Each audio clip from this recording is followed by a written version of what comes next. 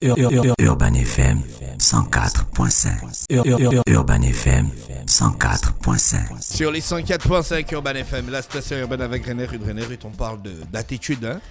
On parle de 6 raisons pour lesquelles votre entreprise doit être active sur la toile. Oui, il y en a peut-être 100, il y en a peut-être 200. J'avais dit 2. Oh. Jamel. On va juste un peu. Regardez ça.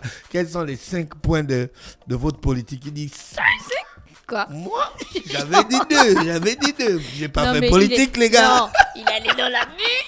Non, c'est toujours... Non, donc, il avait 2. Jamel.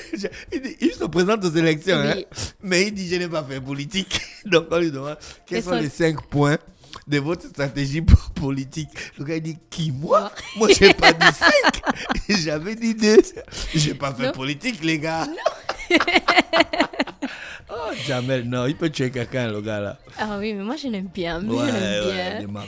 Donc on n'a pas 2, on a 6 points. 6 raisons pour lesquelles votre entreprise doit être active sur la toile. 6 raisons pour détruire ton entreprise. Oh, d'après, je parle de détruire ton entreprise. Non, c'est pas de détruire ton entreprise. Donc, aujourd'hui, plus que jamais, il est primordial de posséder soit un site Internet ou encore même une page Facebook.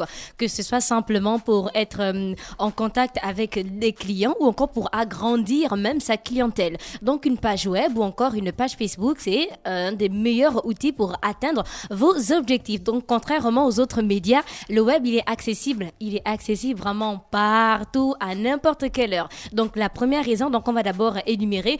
Première raison, votre site web, c'est un investissement, vous ne devez pas le voir comme une dépense. Deuxième raison, c'est une vitrine disponible en tout temps et accessible de partout. Troisième raison, c'est une source d'information illimitée. Donc, quatrième raison, toujours à l'affût des derniers changements. Cinquième raison, à fédérer les fans, donc fidéliser les clients et communiquer. Et enfin, donner vie à l'entreprise. Donc, pour la première raison, votre site web, vous devez le voir comme un investissement et non une dépense. Donc, à court et à moyen terme, vous pourrez constater les bienfaits d'un site Internet. Donc, vos dépenses, par exemple, en impression seront diminuées. Votre service à la clientèle va être amélioré. Vos ventes vont augmenter. Votre entreprise va acquérir une autorité supplémentaire.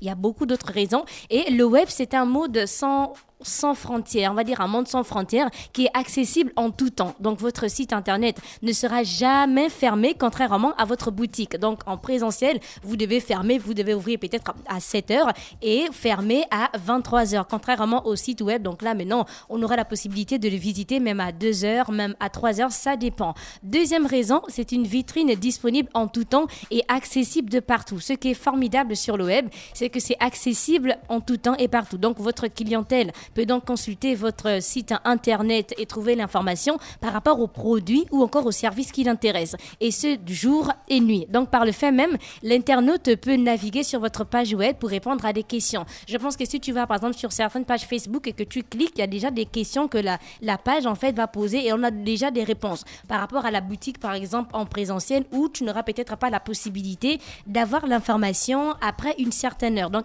après 18h, on a des entreprises, on a beaucoup d'entreprises qui sont fermées, comparé au site web qui reste ouvert. Donc, troisième raison, une source d'information illimitée. Donc, un site Internet n'a aucune limite physique. Vous pouvez donc y mettre toute la documentation que vous désirez. Des textes, des images, des PDF, des vidéos, ça dépend de vous.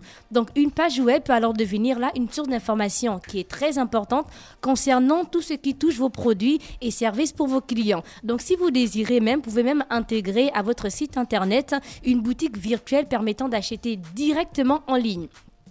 Après le site Internet, on a la page Facebook. Donc, vous savez que sur Facebook, il y a le compte personnel et la page Facebook. Donc, une page Facebook diffère d'un compte personnel. Donc, elle est réservée aux personnalités publiques, aux entreprises, aux marques, aux célébrités, aux organisations ou autres. Et elle a donc des fonctionnalités spécifiques. Donc, la page Facebook te permet de créer un événement. Aujourd'hui, c'est le 2 novembre. Si j'ai un événement le 20 novembre, je peux créer un événement sur la page Facebook et ainsi, ça va rappeler à toutes les personnes qui peuvent venir à l'événement. Donc chaque jour, il y aura peut-être un rappel ou quelques jours avant l'événement. Donc là, la page Facebook te permet de créer l'événement.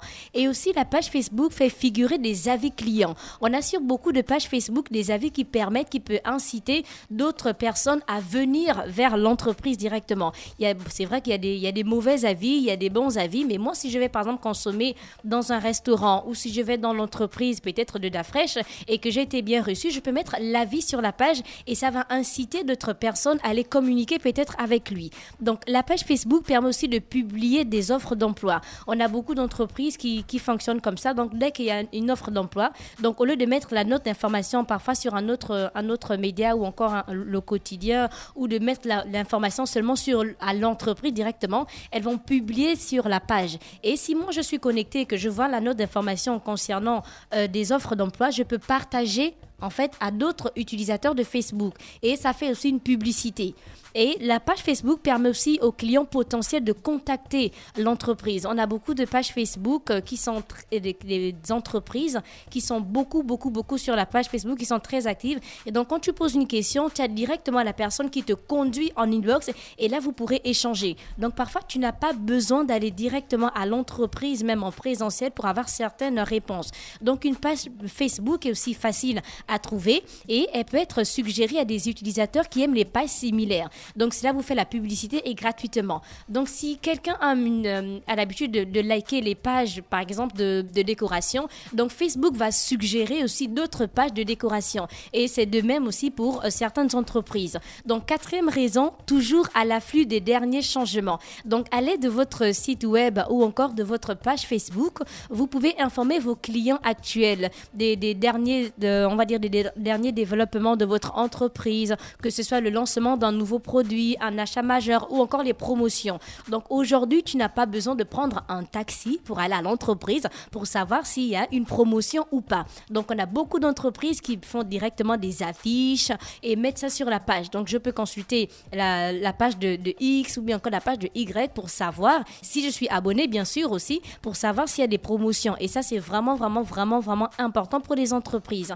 Cinquième raison, fédérer les fans, fidéliser les clients et communiquer. Donc, Facebook vous donne la possibilité de fédérer une communauté virtuelle autour de votre marque et créer des liens suffisamment forts pour que vos fans deviennent des clients. Donc, quand tu postes à chaque fois, on ne va pas directement acheter. Mais si moi, je cherche, par exemple, un meuble ou je cherche à savoir si un restaurant a une promotion, je peux aller directement sur sa page Facebook. Mais si je vois que la page Facebook n'est pas active, ça peut on va dire quoi? Je peux dire que bon, c'est pas une entreprise sérieuse, une entreprise qui communique peut-être une fois par mois. L'entreprise est sur Facebook, mais l'entreprise communique une fois par mois. Mais entre-temps, quand tu vas à l'entreprise, donc en présentiel, tu vas avoir beaucoup de notes d'information. Parfois, ce n'est pas nécessaire. Bon, les notes d'information sont nécessaires pour les gens qui sont dans l'entreprise, mais il faut aussi penser à ces personnes qui sont sur Facebook ou qui ont Internet, les téléphones et autres pour améliorer votre site Internet ou votre page Facebook.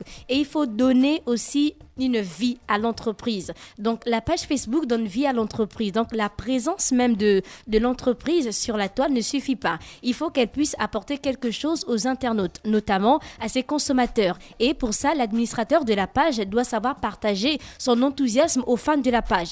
Donc, lorsque les visiteurs réagissent à la publication, il doit être réactif et aussi assurer que les internautes comprennent l'importance de leur avis. D'après, tu nous rappelles notre page Facebook?